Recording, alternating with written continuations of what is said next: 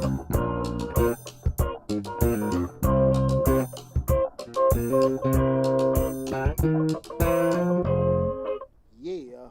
Happy Thursday, everybody. Happy Thursday. Welcome to the Dollar Hour. I am Deonte Burden, a.k.a. Mr. Short Dollar himself. Tonight we got an awesome show planned. Tonight is, I hear so much, people talk so much in regards to building their credit, getting business credit and things like that, but they always seem like they always get back in a funk. And I just want to have a show titled tonight, Fixing Your Credit Won't Fix Your Problem. Again, fixing your credit won't fix your problem. Again, before we get started, we'll introduce my awesome producers, DJ Lab. It's Thursday. Yes, sir. It's yes, Thursday. sir. Yes, sir. That's right. Also, Slick 316. Man, I'm super excited about tonight, man. You know, business been booming, tax season been going pretty good. You know, YouTube channel going okay, and everything. So I'm super excited and everything. I dropped a couple new videos for Change Your Lives. So we're trying to get all of that back out of the ground. You guys make sure you check out my other YouTube channel, Change Your Lives, hosted by Deonte Burden. I'm super excited. I've been pumped all week. Say you've been a little busy this week. Yeah. Tax season got me going. Been making a little money, bro. That's a good thing. Making me a little money, man. We'll take it. Take all the time. But like I said, fixing your credit won't necessarily fix your problem. That's the title of tonight's show. You know, kind of just rehash the previous week. Like I said, guys, we are in tax season. Everything going pretty good. Boys doing pretty good. We'll be wrapped up his rec basketball season. Okay, how you come out? They won like 1 or 2 games. Oh, one or two games. Yes. He probably led the league in fouls and everything. My bad. We got to give him a clap for that.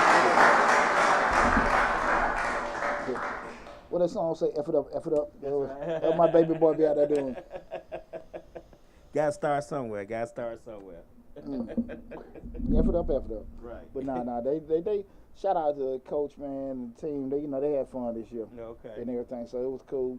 Well, so now we know full-fledged and back in the track season. So, you know me, man, just be out there, at the meets all Sports summer. dad. Shit, tired dad. But besides that, everything going pretty good. You know, guys. You know what made me think about again tonight's show is that I see so many videos in regards to people, you know, trying to get business credit. Most of the time, you know, people, you know, they want to start a business up, and everybody want to be able to do certain things. With, having the business, they don't have money. So the thought process comes up a lot of times. People want to be able to get some kind of loan to get their business. And, you know, that with the whole advent of the SBA loans and everybody getting acquisitions and getting money and stuff, I think it kind of gave a lot. It gave people probably a distorted perception on how to get business funding and business lending. We'll talk about that. But tonight, I want to make sure, you know, we just have open discussion in regards to most of the times, even when you're able to get access to capital, get access to funding, it's funny how you still find yourself back at the place you started back at. Square one. Yeah, nobody like talking about that. Scratch. Yeah, it's like you break your neck to get into the hunt to get the money, and then when you get it, a couple of months later, you back at square one. Okay. Right now, we're streaming live on Facebook, YouTube, Instagram, TikTok, LinkedIn. Am I forgetting something? And Facebook. You know, so again, this is the Dollar Hour. I am Deonte Burden, a.k.a. Mr. Short Dollar himself. Make sure that the main platform that we do stream from is the YouTube channel. We got close to 400 videos on the YouTube channel. Got an active grants playlist with over 150 grant opportunities. We cover business operations, business management, and business financing. Guys, go to the YouTube channel. Mr. Short Dollar, that's the main hub where all the videos are stored at. I know we're on all the other platforms, but just to take advantage of all the great information we do have on the channel, go to Mr. Short Dollar YouTube channel, regardless of where you're looking at it right now, and just subscribe to the channel. And make sure you hit the bell to get a notification each time we upload a new video, right? That's right. Guys, okay, when we start talking about business credit, you turn on go on any social media, you got a lot of people selling, get business credit, just show them this, what they tell them, get your EIN, get LLC, your DUNS number, get some trade lines or something like that, and you can get, a business loan, right? I just wish one of these people that make these damn videos would actually walk into a bank and and prove that, hey, this works. Right. Because, brother been in the game 20 years. Right. I ain't never known it to be that easy. Just get this and get that. And voila. Man, you go in there and get laughed right out that branch. And unfortunately, so many people, they go down that road because they want to get business loans. They want to grow their business and stuff because they may more than likely have some kind of challenges on their personal credit. So I won't use my personal credit. I'm using my business credit. Right. So I'm going to do these particular things. And far too often, people don't understand credit. They don't, not even the whole issue of credit. They don't understand financing, period. Right. So if you sit there and say to yourself, here's just a little nugget with everybody. If you get into a situation where you're actually, you've done all these things to actually get, access to capital, get a business loan, a lot of times it's not necessarily that you got the loan, it's at the cost of what you got the loan for. People don't necessarily sit here and tell you, hey, you can get a $30,000, $40,000, $50,000 loan, but it's going to be at 15%, sometimes 20%. Most of your business credit cards start off, established business, 25 to 30%. Oh. So we start, and that's just real. Right. Go get your Chase card, see how it goes. Okay. I'm just saying, people don't understand that because they want it so bad. Not looking at the downside, and the people that are promoting it to them don't get them the whole picture. Yes, you can get this, but it's at what this costs. Right. And because you're not versed with that, and that's not your world, you're just so busy looking for that carrot. And they're waving it in your face. You can get this, you can get that. Showing you how good they living off of it. There you go. Right. And that's probably one of the biggest downfalls. And I want to discuss that tonight because, again, like I said, just fixing your credit, it ain't going to necessarily fix your problem. You still going to have other issues come about it. That doesn't mean not try. That doesn't mean you don't work on your credit. That doesn't mean, give up on everything. It means, like I always say, plan. Plan to get ready. Because that's the thing about people want to avoid. When you get a person like me that comes and tries to explain certain things like this, a lot of times people avoid it. Deonte just being negative. He's just saying this, that, and that. I'm not being negative, I'm being honest. Right. I've got SBA loans. I've dealt with this. I've dealt with banks and lenders all the time. I got a finance degree. Okay, you're right. I might know what I'm talking about. Just a little bit. Yeah, I actually can prove that I've acquired these loans. This is all pre-pandemic, So I've been through all those grueling things, sitting with these banks and all that kind of stuff, I'm an accountant by profession. I've done all these government audits and stuff like that. So it's not like you're talking to somebody just making something up or shooting from the hip. But again, I just to say that typically when you start dealing with some of these people, and I'm not saying they lying, I'm just saying I would try to make sure I get some kind of proof. Research. Yeah, do some research, do some proof, and get some proof. But also, even if they got it, look at the product. Now, if you sit there and say to yourself, look, I done had foreclosures, I done had repos and all this kind of stuff, you shouldn't be shocked if you're going to get offered a bad deal. Right. So let's just be honest with that. Okay. Like, you shouldn't be shocked if what you offered really is not a favorable situation. Right. The interest rate is really, really high. Interest rate really, really high. The terms are short. Everything is just bad. Down payments, collateral, all that kind of stuff is just coming up. We can't be shocked at that. Now, that may just be, and you got to be realistic, that may just be your entrance into the door, getting everything started. You'd be okay with that. Right. It's not as if, okay, that's what you got to settle for, that's the last thing possible, but that's your interest back into it, right? Anytime we have any kind of setback or anything that may not be favorable for us, and we got to start over from scratch or rebuild, I'm going to say never, but it's difficult to rebuild from the point that you were at before when you had no scratches on you. Because we know just basic society, say if you get incarcerated, it's already difficult if you have a clean record. Right. Just to, find employment, get certain things done. You put a blemish on you, it's just going to be challenging. Just that much more difficult. Exactly. And you got to be realistic with that kind of stuff. So you can't sit here and just get upset because you're not getting offered what you think is fair. You got levels of fair. Fair. Right. It all depends. Yeah, there you go. There you go. So I think the more that you can educate yourself with it, and I understand, you're looking at it. I'm going on YouTube, I'm Googling, I am educating myself. What I say is go to some of these banks. talk to some of these business lenders, get some information.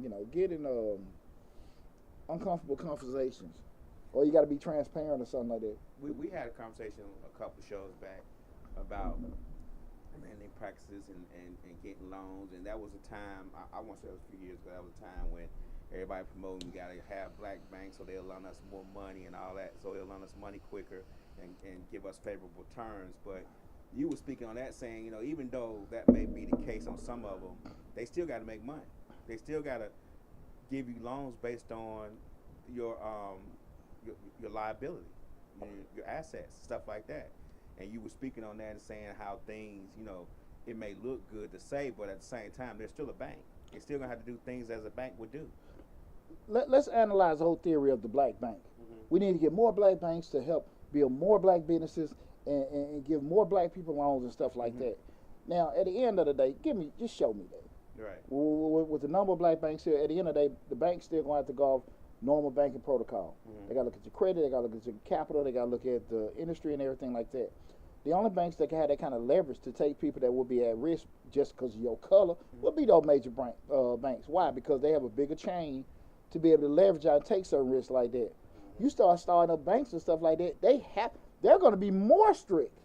They're going to be more strict because, they're in more of a fragile state. They got to reduce their liability. Exactly. Now, you remember when they were having those campaigns with that Killer Mike, and they were going around, invest in this bank.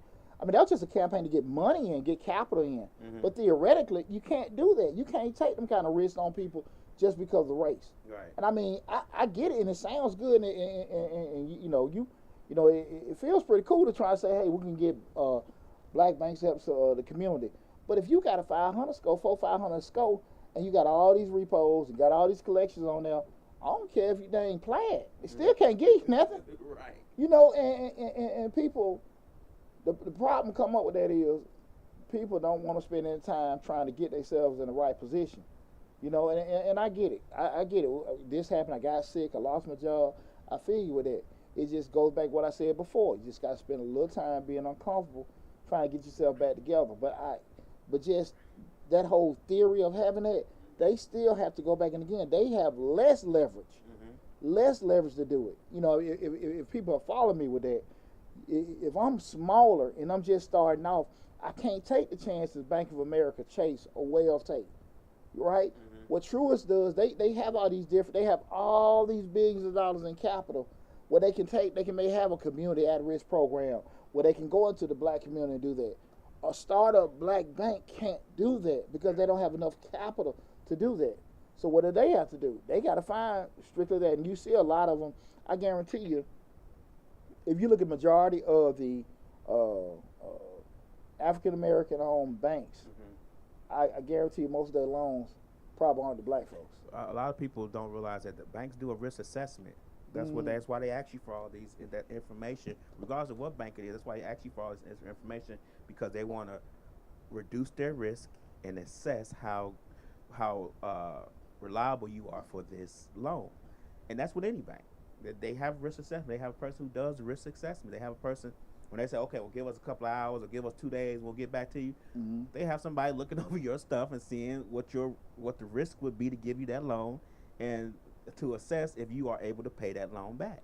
Well, see, again, guys, this is the dollar hour. Tonight we're talking about fix your credit won't fix your problem.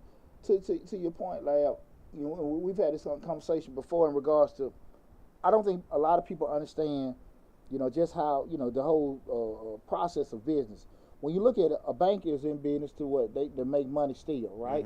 They want to help the community, but they still have to make money. How banks make money? Right. On interest payments, off fees, fines. That's how a bank makes money, right? Right. So at the end of the day, if they're not going to be getting their money back from those interest payments, they can't, they use the money they take from deposits to be able to lend money out.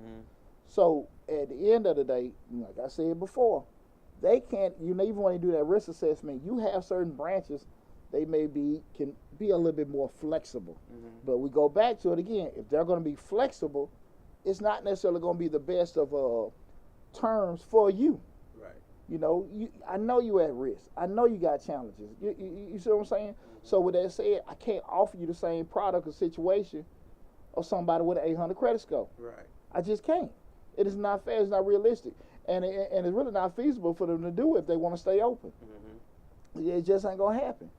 And I think that people don't realize that they use our money to give the loan, but when we come for our money, they gotta have it. I mean, even though it's FDIC insured, you still gonna want to go to the bank and get your money out. You don't want to see a sign across things that say, well, we ain't got them loan money back yet, so we ain't able to give your money back. Well, sometimes that I mean, it never happened, but I get, thinking about stock market crash and stuff like that. Those are the things that happen because those banks are leveraged in other things in order to keep themselves. They're using your money to do so.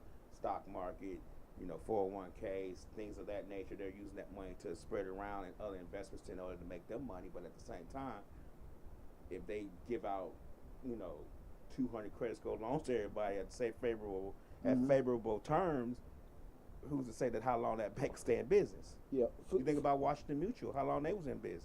They were giving out loans like that at one point. Like hotcakes. Right. Hotcakes. I got that $30,000 line of credit. I ain't did one day of business. What, it was like 2003 or 2? Yeah. $30,000 line of credit just signing my name. On a dollar line. Just signing my name. I remember that. Mutual. Woo, I remember that. Ooh, that big W. Lady said, you want a line of credit? I said, yeah. Yeah. I asked for 75, they gave me 30,000. And I'm talking about I had nothing. Right. Nothing done. Exactly. That was back in 02, 03. Exactly. God, man, I remember that BS. But and that's the same line. No. But to your point, I just think that the flip side of it is that so many people don't understand those processes of how banking goes. And I think two things need to happen. I think a lot of times people that, like, from the bank perspective, they should put a lot of time, banks or even people just like myself should push a lot of information in regards to acquiring loans and doing a proper way of doing it, not necessarily giving you people this little Simple Simon blueprint to get a loan.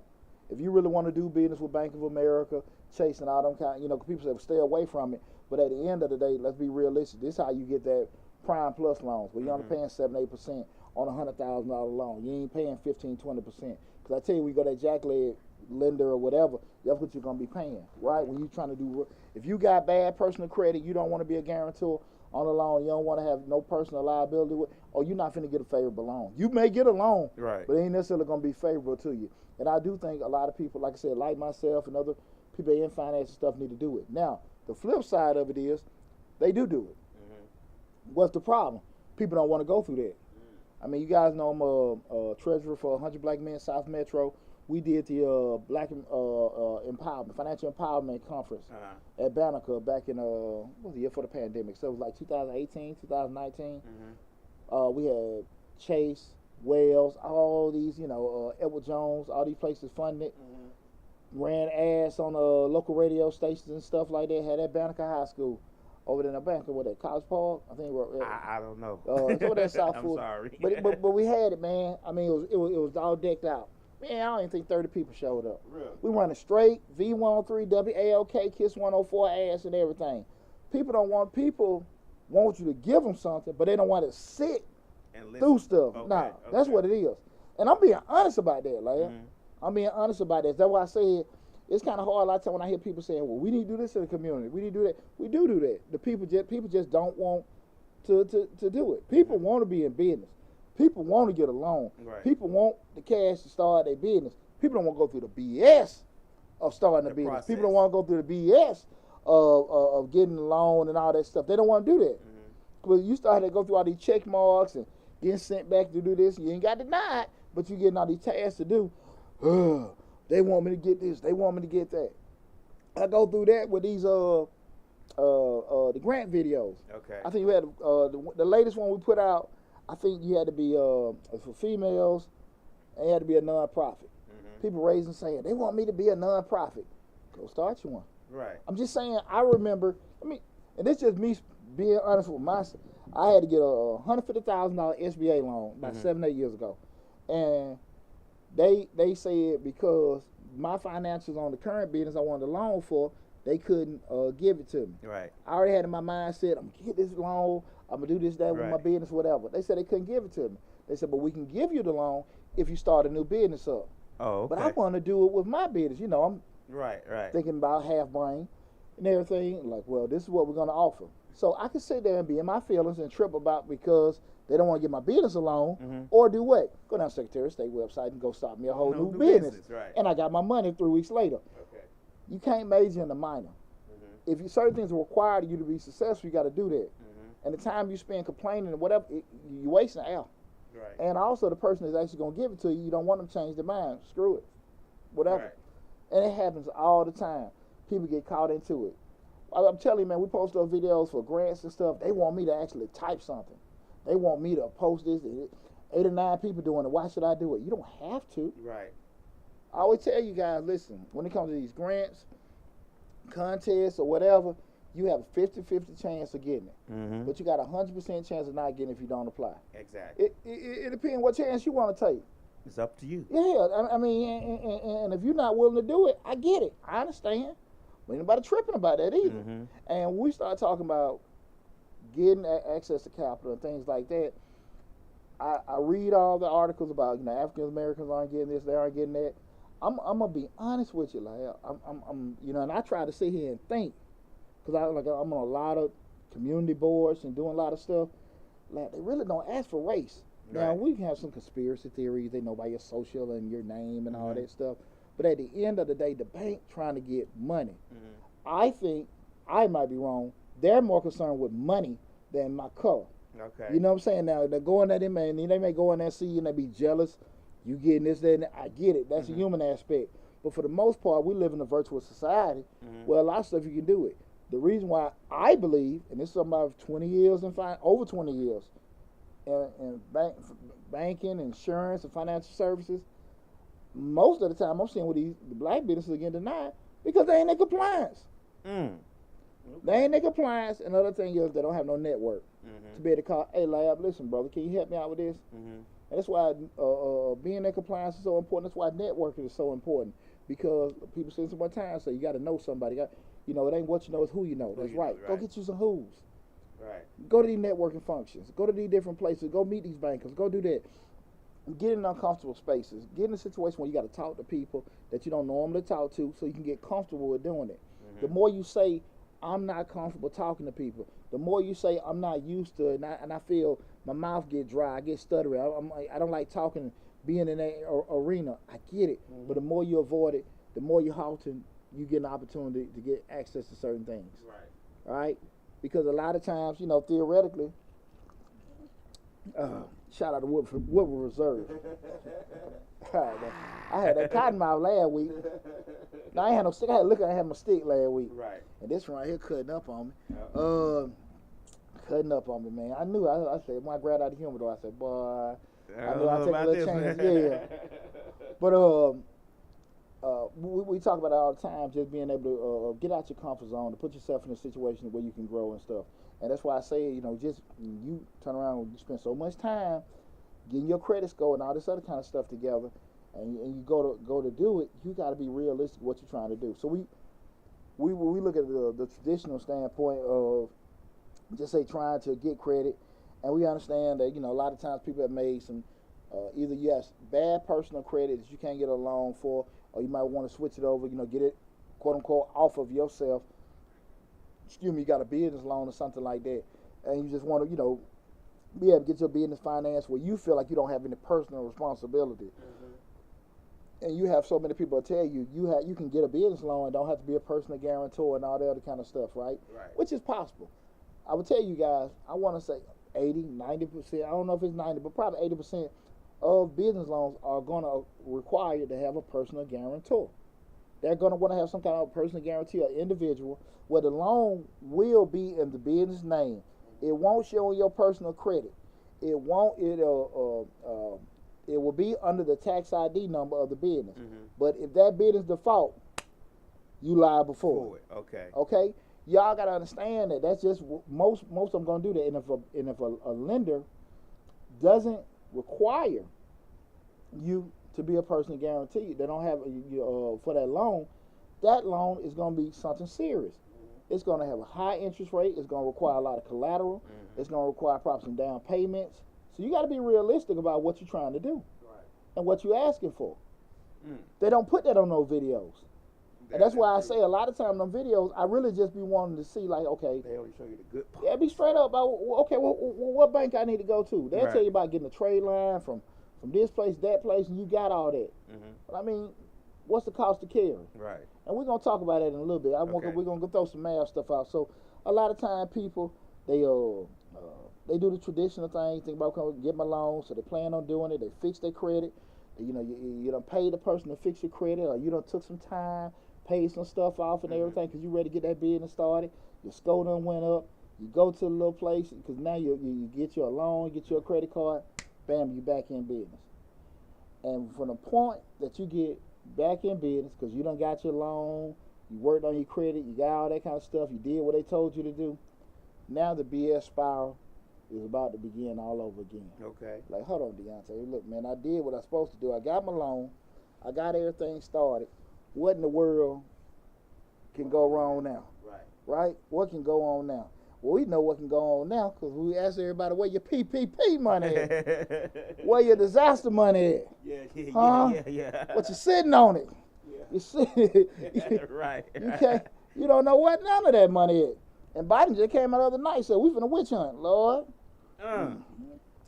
Hey man, he witch hunt for them loans. They finna find. They finna put task force together. They gotta get that PPP back. Yeah, they gotta get, man. We're gonna get out there because I don't want nobody shaking their boots. I want y'all focusing on this show. But and again tonight we're talking about fixing your credit won't fix your problem. And when we start getting into that situation, now we start looking around talking about the BS.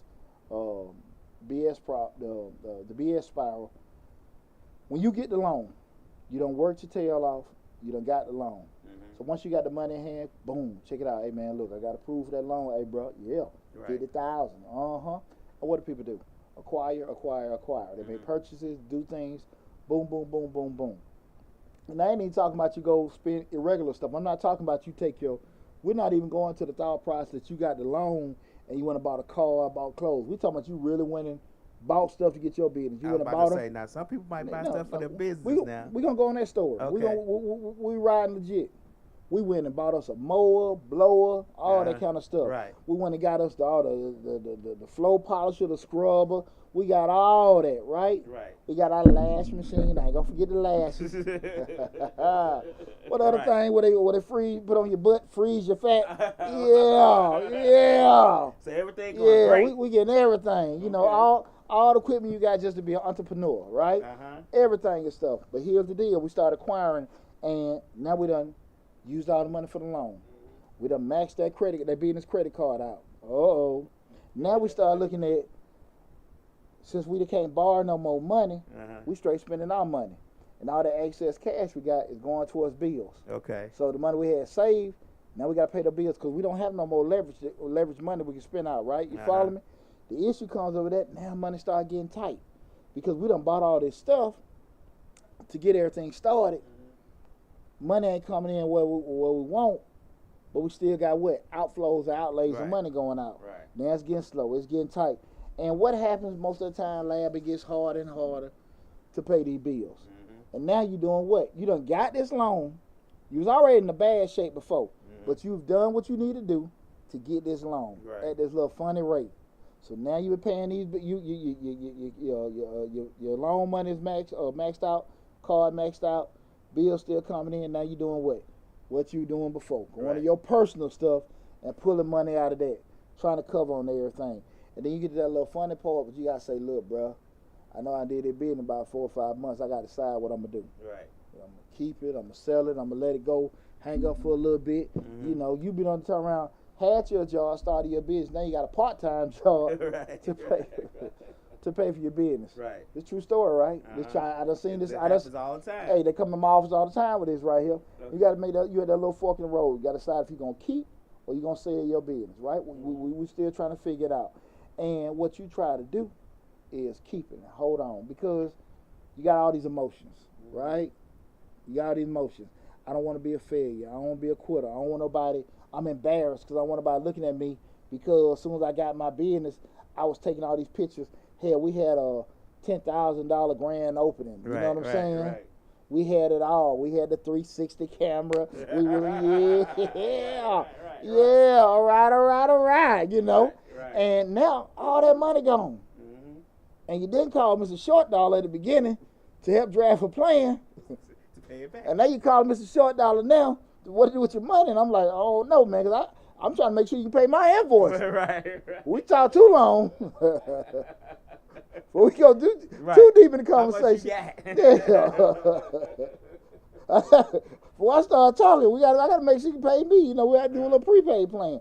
But all seriousness, now you get that little fork in the road, and then what happens a lot of times you try to hold on, you forced to close it. Well, let me ask you a question. I think you skipped the part when you were talking. I may have missed it. Mm-hmm. But when you were talking about, you know, the loan, the money's gone from the loan and dipping into your personal savings, but the loan has come due. Now that's an extra bill on top of the bills you were already paying, on top of the mortgage, on top of the rent you're paying for the space you got, on top of all the other stuff you done bought. Now the loan come due. I'm talking about when I say all the outlays of the business. I'm talking about the loan payment, in addition to utilities of the business, insurance of the business, all the outlays coming out. Mm-hmm. And when you get to that point, because you got a lot of people just going to be paying the loan payments with the loan money. Mm-hmm. The money not coming in, like I said, my outlays are coming. I'm sorry, I'm eating this candy. It's pulling air in my mouth. I apologize. That's okay. But then you have more expenses than you have income. And that's uncommon with a startup. Right. And people get in them kind of situations all the time.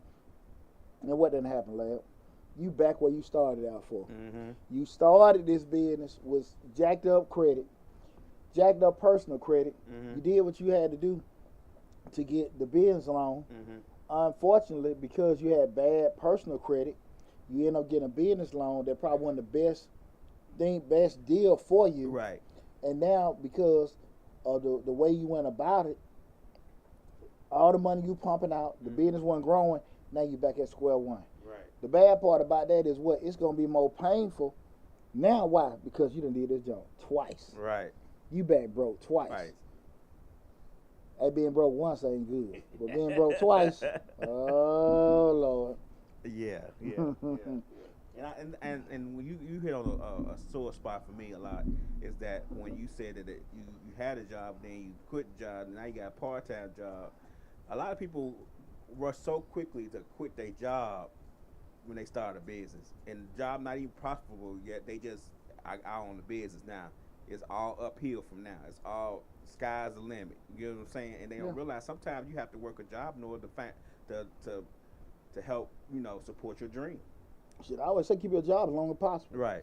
Keep your job. You're going to have the insurance now. Yeah. I always say that the way that you go about it, knowing when to leave your job, when you can't work your job no more. Mm-hmm. When you can't work your job no more because the business is booming that much, that's when you leave your job.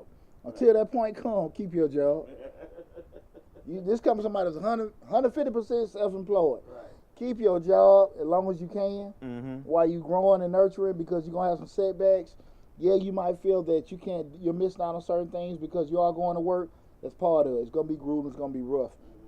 When you're so mad, I want to go do my own thing. If I can do this, I can make money. Well, it's a process. You're right. But like you said, you don't left it because, hey, I can pay my bills with this part. They're looking at the loan to pay their personal stuff. When the first thing them lenders tell you, we give you this money. This money is not to replace your income. Right. This money is for the business to grow. And that stuff going in one ear, coming out the other. Why? I know, because that's what I thought. Right. You know what I'm saying?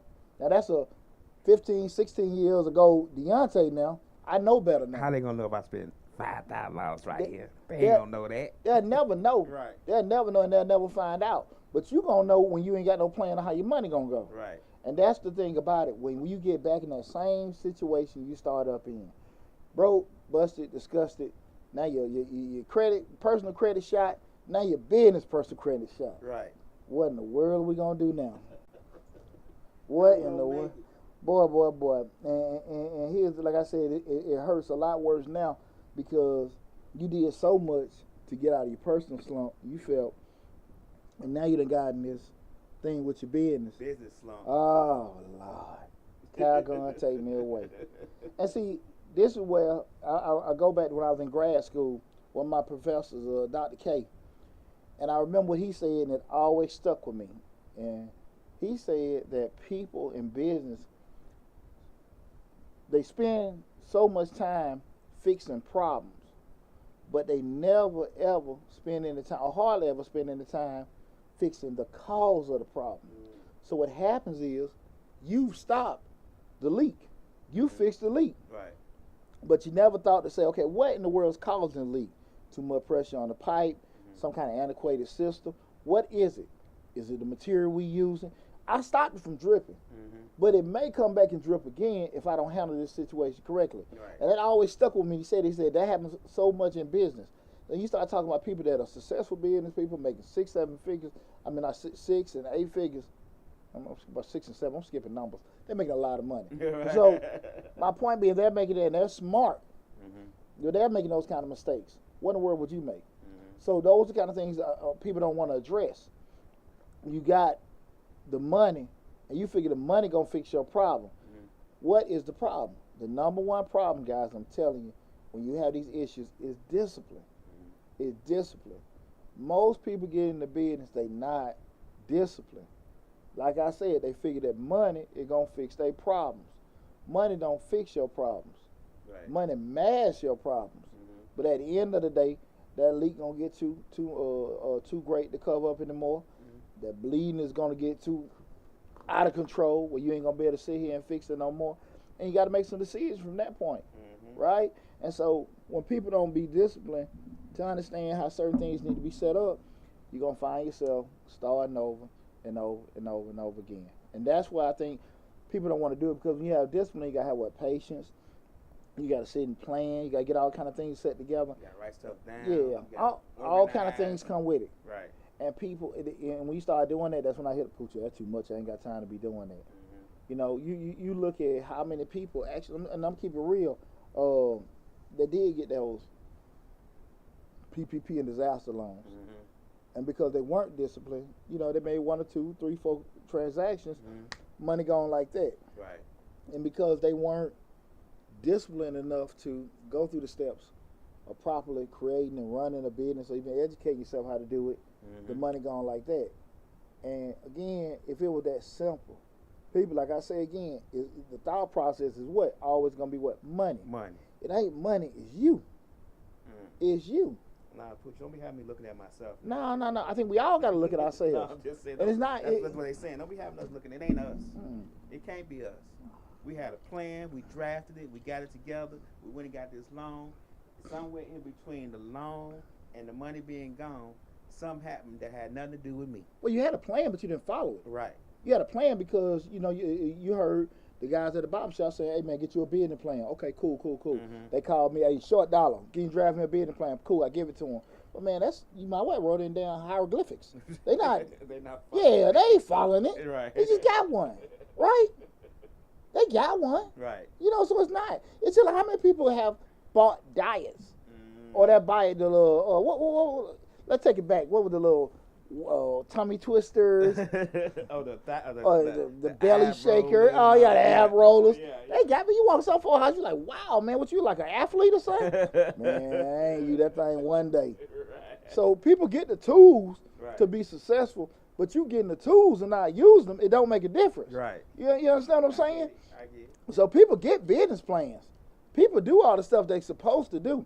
But at the end of the day, not using the tools, I go back, not being disciplined, it doesn't make a difference. It does not make a difference. Right. Because like I said, now we got to start doing things that are what? Uncomfortable. They different. They're going to be time consuming. Who want to go through that? Nobody. No, who wants to go through that? Nobody. Nobody wants to take a difficult road in order to get to the pot of gold. We want to just go slide down a rainbow and fall in the pot of gold. We don't want to do no work. We don't even want to lift the pot of gold when we get it. We want somebody else to carry it for us. You have a few people out there that can consistently put themselves in situations when things don't work, and let me call a lender up and somebody, they know that you in a hole and they give you money, i.e. Donald Trump, you know, because they know at the end of the day he got some kind of mojo. He know how to make money. He know how to make money and pay off those debts and then get him some money. But that's a talent he has. Right. And I watched some on a documentary today about that, how we ain't gonna go too deep into how the stock market works and how this capital group may be a part of that capital group, and that capital group, if they got they get leveraged too much. They'll loan them some money because they know they're gonna make money. So we ain't talking about no $1 million. We talking about 700 million, 3.5 billion. They learning each other for the stock. You get what I'm saying? Yeah. Short selling and all that stuff. So it was actually a very interesting documentary. In theory, with doing those particular things, I'm giving you this. I know you're in a funk, but I know you're gonna make it back. Right. You've built that reputation. Right. But if you ain't got a reputation for it, because at the end of the day, let's keep it real. That's what our credit score is. Right. Our reputation. Like I said, we lost a job, we got sick, went through a divorce, whatever. How you got there, they really ain't concerned with it. Right. Unless you got the what? Relationship. You got a relationship. Hey, Steve, man, look, I've been banking with you all these years. I come meet with you every month. You know how I am. You know what happened. Right. You know what? I get it. I get it. You can get the money, right? But you didn't want to network. Right. You didn't want to do that. Like the same energy you complain. I done had an account in Chase for 15 years. Y'all can't give me no money. Who are you? Right. Who are you? But when they know you and y'all got a relationship, that's the thing. We trying to what? Fix the problems. It's not the cash. It's not acquiring the loan. It's the problems you have. Not networking, not being, educated, knowledgeable about how to do certain things, not being disciplined. Those are the problems you got, right? Those are the problems. And far too often we spend so much time, don't want to be accountable. We don't want to blame each other. We want to blame everybody other than us. What you about to say, Larry?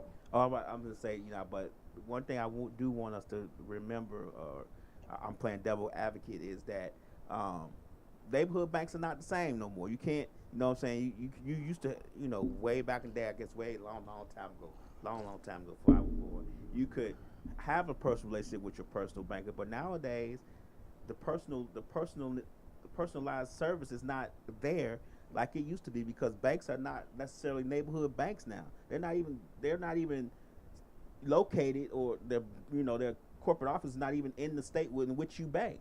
So I think a lot of times that personalized service that you would know your banker is not necessary, because you may go in there and I may know Poochie and I've been banking with him for 15 years and come in the next day and Poochie gone because Poochie found another job somewhere else that's better paying.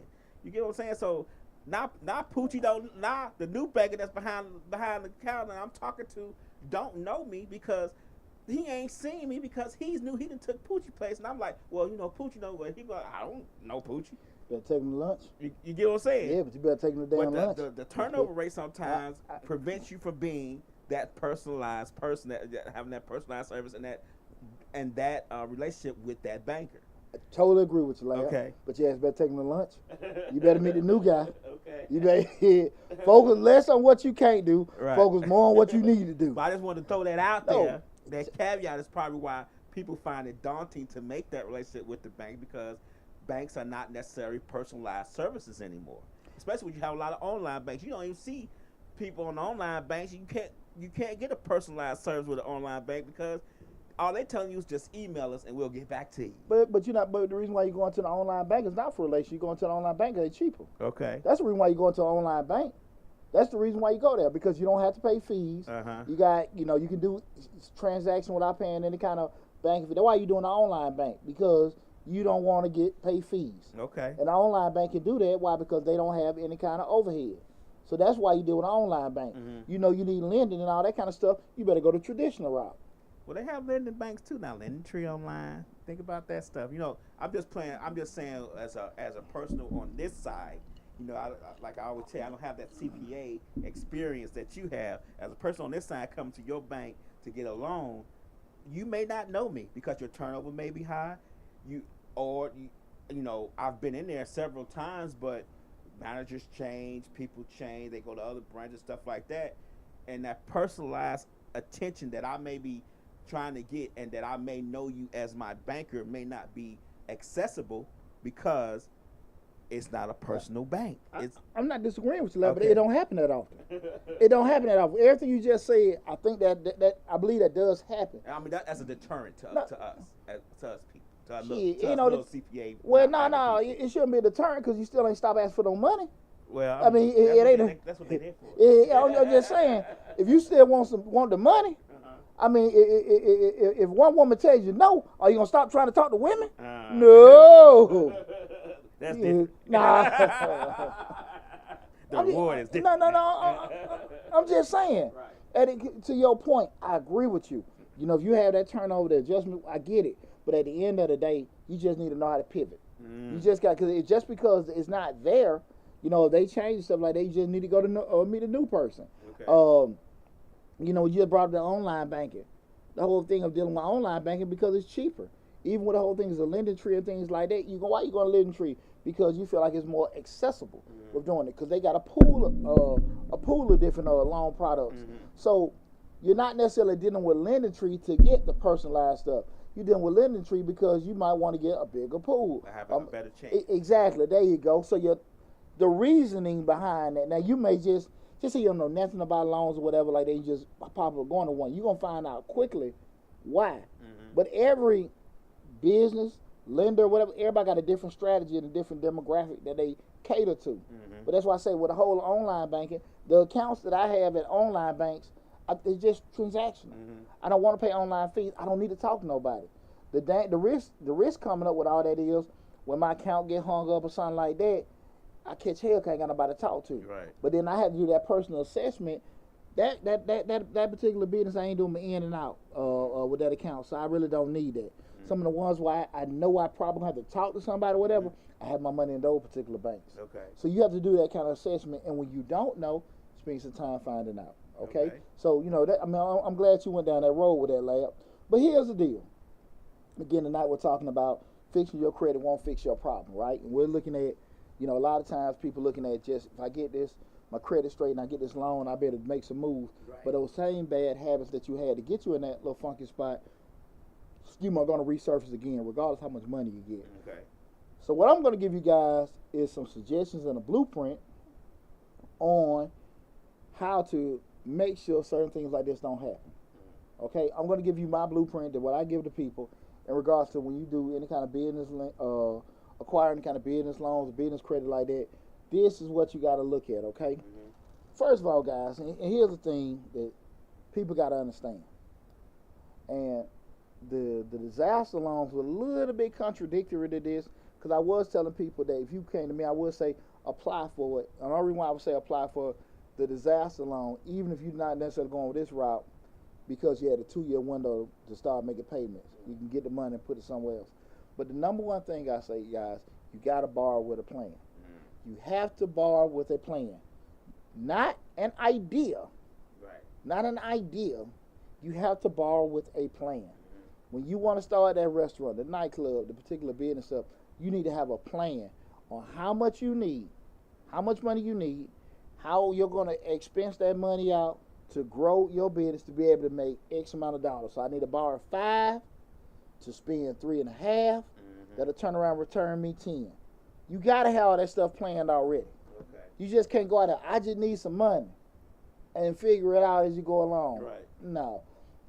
Does that mean everything your plan is going to go the way you had it planned out? Absolutely not. But you need to do that. You got to borrow with a plan. You can't just borrow with an idea.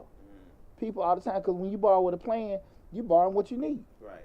When you go with an idea, you can under, over, totally book it up. You know what I'm saying? You have to have some kind of concrete plan. What you doing? Exactly. You got to borrow. Number one thing, borrow with a plan. The thing I was saying with the disaster loans, when people come to me, I was like, look, get this. There's no other time where, you know, even though if you meet the criteria to get the loan, put it in an account where you have no access to. If you don't have a plan, and if something come up in the next 2 years, make your plan to use the money. Okay. If not, just give it back. Got 2 years. Right. So that was a little contradictory to what I normally would tell people. Right. But you had a 2-year window to make payments. But that's banking that you're what? Discipline. Right. That you done got a $50,000 loan that you ain't making no payments on. But what? What about it, Lab? You ain't gonna touch it. You ain't gonna touch it. You ain't gonna touch it. Now that's gonna be hard. Okay. It ain't gonna be hard if you like, okay, I ain't got nothing to do with it. You stick with your game. I'm like, hey, you know, I need $500. I got $50,000. Well, again, $500 ain't gonna hurt. Well, and I'm just messing with you. But you get my thought process. At the end of the day, you're sitting there borrowing with. You got to borrow with a plan. Right. You got to have a plan and a purpose with that. You just like I said, you're not borrowing with an idea. And so you're not getting stuck on that. This is just an, you know, I want to start this up, I want to start it up, but never going through the step 1, step 2, step 3, phase 1, phase 2, phase 3. You're not going through that. You just ask for money. You gotta borrow with a plan. Got it. That's the first step. The second thing is your plan. Focus on how you acquire that loan, and what kind of asset that you require with it. So when you're making that plan, it's about the amount that you're getting and what kind of assets you're going to get for it. You got to have that thing set up where you're looking at how much I need to get and what I'm going to acquire to be able to make a certain amount of revenue to be able to pay over that particular whatever the cost of getting that loan was. You have to have that set in place. The second thing is when you borrow, you're looking to borrow to acquire assets that's going to be able to generate revenue for you. You got to be invested for the building, the equipment, or whatever. Your thought process, you're looking at, I'm not borrowing just to go shopping and get clothes and stuff like that. If I buy this equipment, there is some thing that I'm looking at. Okay, I'm going to be able to use this equipment, these supplies, to be able to, increase my revenue going down this path. You follow what I'm saying, Lab? Like it just can't be, I'm just borrowing money. Right. With no plan as to what you're going to do with the money and how much the supplies or whatever you need may cost. Right.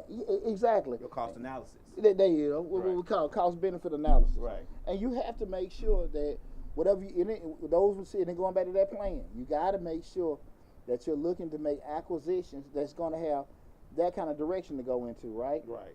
The third thing is very, very, very important. Right. And we did this all the time. Like I'm a finance major. We do this all the time. You got to make sure that the rate, you're looking at the rate that you're borrowing at. You're getting a loan 5%, 4%, whatever. I don't know what the hell you're going to do with a 20, 30, 40% loan.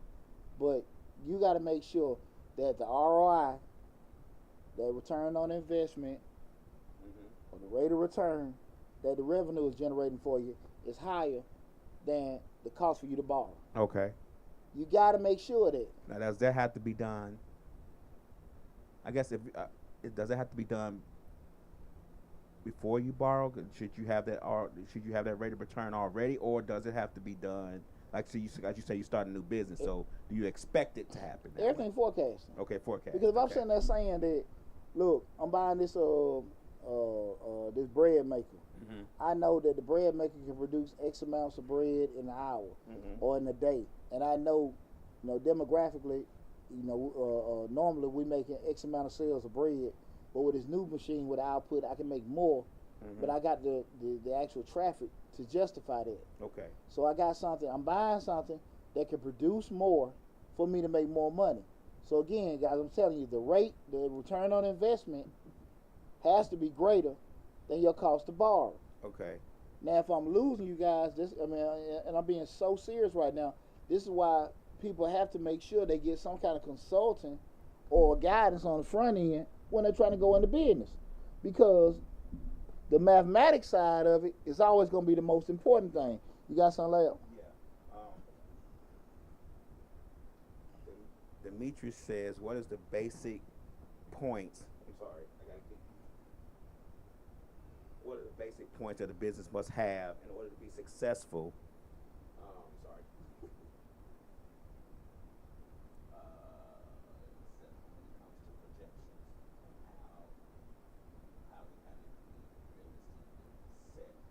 When it comes to projections. Well, we start looking like we were just talking about now, just knowing the cost, because what rate you got to borrow at. They give you a loan at 5% of the terms or whatever. You know that the rate of the income that you're making, it need to be greater than that, right? So we start looking at just say, you're looking at the projections and stuff like that. You know the cost. And you got to be as, be as realistic as possible. Right. You know if you're going to pay what it will cost. If you got somebody working in your shop, X amount of hours, whatever, you can get a guesstimate of what the utilities would be. You can get a guesstimate, a good guesstimate of the insurance, utilities, whatever the cost of operations, payroll, things like that. You can get that. We always start off at our cost. That's why I would tell people, you don't base prices on what you heard or you just try to be the cheapest. You got to sit and be realistic. What's your unit cost? What does it cost to make it? What does it cost to run your particular business, your variable and fixed costs? You start off with your costs. Once you got your costs, then you can sit here and make your prices. Then from that point, when you got your prices, you can be realistic about how much traffic, how much sales you're gonna have. You can say if you made 5 sales, 10 sales, or 20 sales. You can look at that and you can run your projections from there. That time 5, your sales time 5, your sales time 10, your sales time 20, how much money that makes, the total that subtracted from your fixed cost. And that'll let you know. But you got to do all that stuff on the front end. And when you talk about sales, and this is part of Demetrius, without being in fantasy land, you know, let's just say you have 4 days of sales. You know, you sold 100 units each day, and you usually sell 10. Now, most people, just by human nature, they gonna project their sales off the 100 because they thinking, okay, I done made 100 sales in the last 4 days, so that's got to be what I'm finna do when they do their cost projections. I mean, when they do their, you know, the income projections. You all want to be conservative as possible. Right. That's I mean, you all want to be conservative as possible because I can guarantee you, most retail stores they'll never base their sales projections off, you know, holiday sales, right, or different cyclical stuff. They have a stream number. They say, okay, this is pretty much what's going. So if they get the spikes they have in the holidays or certain sales and stuff like that, that's kind of like a bonus. So you kind of want to be conservative as possible. That's why I say you can actually run your projections off, you know, 3 to 5 different scenarios. 5 sales, 10 sales, 20, 100, 200 sales. You average those out. Well, no, well, you I mean, just per sale. Just say if you sell 1 bike for $10, you got your unit cost. It costs you $5 to make the bike. And then you sell the bike for 10. So you made $5 profit. Right? And then you got it may be for easy math, $1,000 to run your facility. So you know 500 going to 5 going to 1,000. What's that? 20? 200. I'm sorry. So 5 going to 200. So you know you gotta sell what? 200 bikes. Right. So that's easy.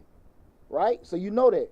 So at the end of the day, so you take it up to the price being a little bit more, how the volume from that point, you can make your projections. But you got to do that front end math to find out if it's even going to be viable enough.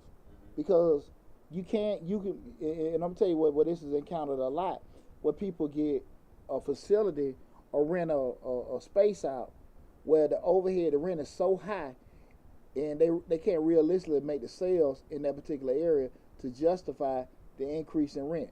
That makes sense? So you got to be able to do that. Your price. So even if you say, okay, I'm going to increase my price, you know what to make it. So if you say I'm selling the bike for 10, I move on Cascade, I get a place in Buckhead, I might can take the price up to 20.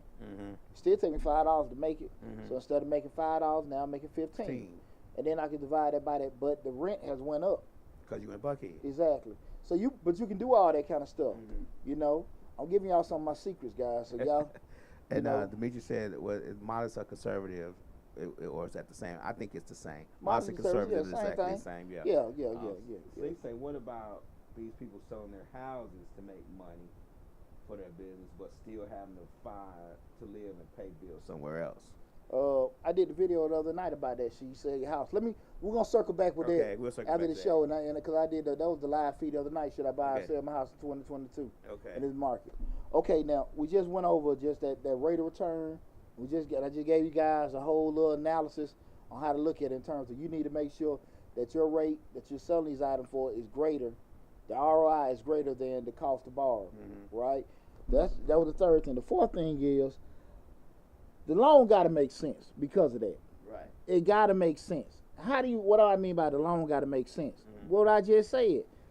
You don't borrow money at a rate higher than you can get a return on your investment. You can't do it.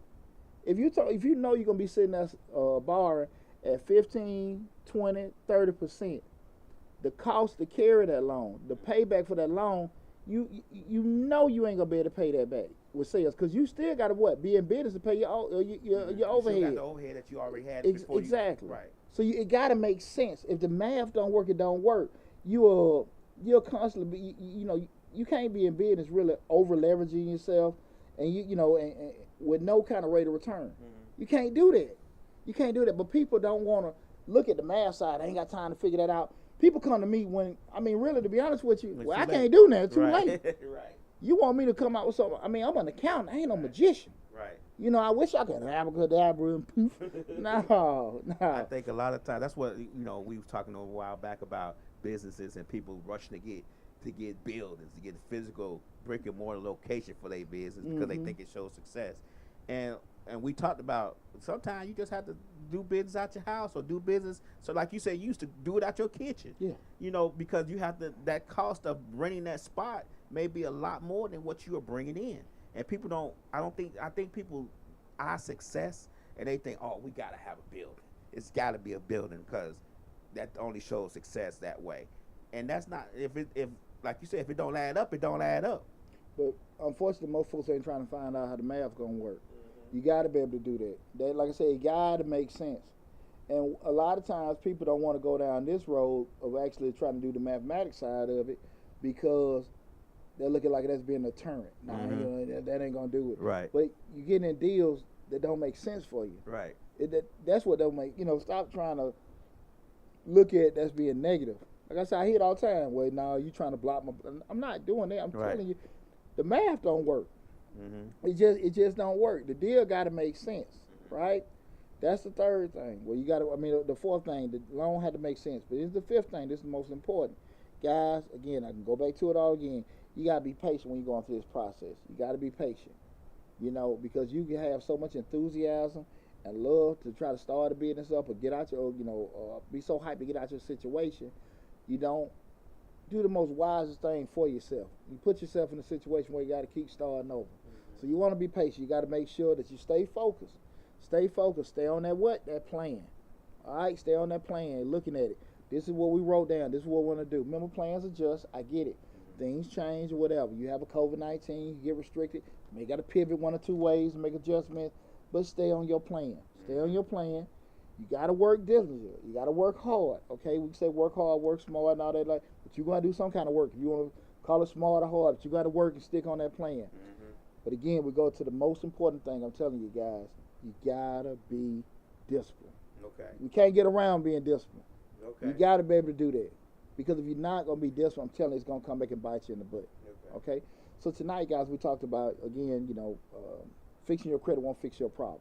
So I hope I kind of gave you guys some strategies, some enlightenment in regards to some of the things that can cause you to still have issues, regardless of what you do to quote unquote fix your credit or to get that business lane. Those same things that put you in that particular situation on your personal side is eventually going to come back and bite you on your business side because you didn't take time to do what? Correct it. You about to ask me something? No. Okay. Now listen, hope you enjoyed the show. What I'm going to do now is open up the floor before we close everything up. If you got any questions that related and everything, so I'm opening up the floor for that. So we got to go to slick question. Yeah, no, I'm about to say I'm with it. So we'll go to slick question. Here's the deal. This is what I had to deal on. What I was talking about the other night on the live feed. We started talking about this whole real estate market. This is the thing that I'm looking at. That you have all these skyrocketing mortgage prices. Just real estate prices for properties. This is the issue with that, Layup, is that you sit there and say, okay, you offer me $300,000 for my house, right? And you say, okay, cool, that's the deal, man. I bought a house for $150. I'm gonna make $150. Man, look here, I'm good. I'm walking away good. I can put a down payment on a nice crib. Right. Give me a big $500,000 house, right? Right. What's the problem with that? What's the problem with that? Is that right now, today's market, it's not tomorrow's market. Well, the problem to come up is, look at what happens. You gave me $3 for my house. I netted $150. I go out in the market, try to buy me a house. The house for $500,000. It's the same damn house as my house. I just right. The size you just sold. It's the same size. It's the same size. Because the market is dictating the price. Hey. You didn't realize that when you sold the house, because all you saw was $150,000 profit. Lab is happening every day, Lab. Lab is happening every day. These folks ain't doing that but moving. Right. They ain't doing that but moving. Right. And you got to be realistic with that. Right. I'm telling you, the crib you selling, you gonna turn around and rebuy it for at a a higher price and a higher interest rate, because the interest rate is going to be higher than what you probably bought it at, because if you bought it for 150, the market probably was on a downturn. And people don't realize markets go up and down, especially real estate markets, because based on certain things, and I've been in real estate a long time, commercial anyway. Based on certain things, the market goes up and down. I mean, today that house could be $150,000. I mean, could be $500,000 in 5 years from now. It could be worth 90. Well, just say you got that market for 150. Just say you got that market for 150, and that was the market then. But now it done went up to 300. It just that's how it is. But at the end of the day, you got to be realistic what's out there. Right. Because what you got offered, then the same house on the other side of town, what prices are higher that you want to go to, you get the same crib. Probably a little less square footage. Man, come on.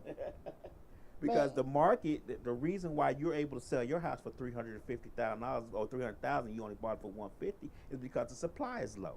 Exactly. And if your house is going up, you have to realize that every other house is going up too. Yeah, that's exactly what I talked about, the whole basis of supply and demand. That's why home prices are up. That's why rent is up. The inventory is small.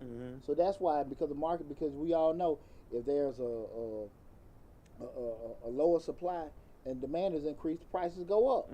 All right, if not a big demand for it and it's a big supply, prices go down. Right. That's economics 101. Right. We know that, right? You learn that in class. So when you first sit down in business class. But you get that, and so when people get in those situations, that's the thing about it. Now, I will say, if it's a rental property or investment property, and you sell it and take that residual to go, or the profit take that and go get you another primary or something like that, I get it. I get it. You say, okay, cool.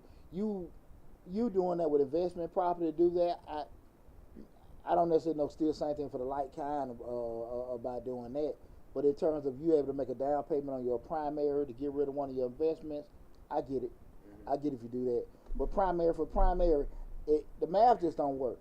And this one time, I don't mean to cut you off, but this is theoretically, this is the time where math really don't come to the equation. It's just that the whole point of it is the money profit that you make is just not going to go as far as it would in a quote unquote normal market. Right. Slick say that are we in a housing crisis? I don't believe so. I believe a lot of times when like gas prices, when they go up. See, people don't, when gas prices go up to, let's say, $3.50 a gallon, they already have in their mind a set amount they want you to pay anyway. They take it up to $3.50 and take it back down to $2.75 because they want you to pay $2.75. You know what I'm saying? The amount that they want you to pay is already set in the price that they went up to.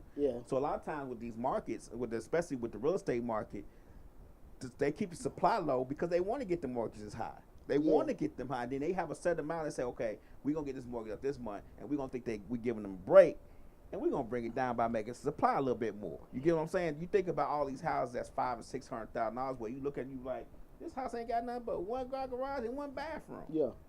But what's the key with all that? You got accessibility still to go get it. Right. If you qualify, you still can do what? Get the loan. When I think of a housing crisis, I think back to 08, 09 when pretty much all the values dropped, and then you couldn't get any loans. Exactly. Interest only, prepayment penalties. Boy, that one folk was jumping off that 20th floor. Right. Black.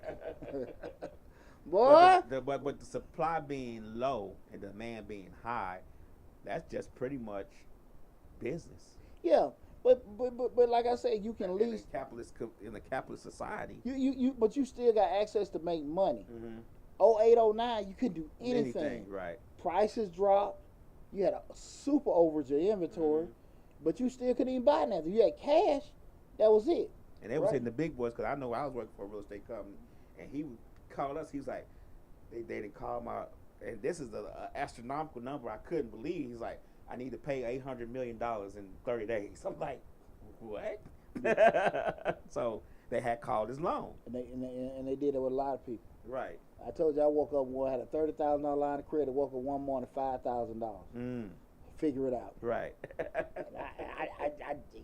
My smart butt couldn't figure that one out. Got to walk the plank, Deonte, because this ship is sinking. Right. And it's sinking fast. Goodbye, 3 sons. Right. Boy, and what about you? See anybody else got any questions? I'm trying to skim through. Anybody got any questions? We got the floor open right now, guys. So if you got any business or financial related questions, I've got the floor open right now. We just had a show where we talked about fix your credit, won't fix your problem. Real good show, real good thing. But right now we got everything open in thing. Nothing else. Nothing else. Okay, well, man, I think we had a good show tonight. I'm looking at all the other platforms. I want to tell everybody from the bottom of my heart, I appreciate you guys tuning in. Again, make sure tonight, again, we talked about fix your credit, won't necessarily fix your problem. You make sure that you go to the YouTube channel, Mr. Short Dollar. Subscribe to the YouTube channel. Like I said, that's our main hub where we got close to 400 videos. I think we got 3 grants live right now. Then I got another one coming out, I think Sunday or Monday, a video coming out. Then we had other videos coming out in between that and stuff. Like a lot of good stuff coming on the channel. So please take advantage of the information we got out there. Also go to my other YouTube channel, Change Your Life, hosted by yours truly, Deonte Burden. Got a lot of great information with that. We'll have that show going next week, but we still got some videos coming along with that. So your boy's staying real busy. And again, you know, when you look at the, if you're looking at us live on Facebook, YouTube, and LinkedIn, you should see the, in the description section, you should see all my contact information, number to the office. If you need to book an appointment, you can do that. Go to the website, join the mailing list. Make sure you join that mailing list so I keep you guys abreast and updated all the great information we currently have going on and all the information we got coming down the pike, okay? Again, guys, I really want to tell you guys thanks a lot for all the love and support you got. I think right now we're at, what, 22.5 subscribers. We almost at, we might be at 20,000 for TikTok. Oh. Yeah. We was at 19.9.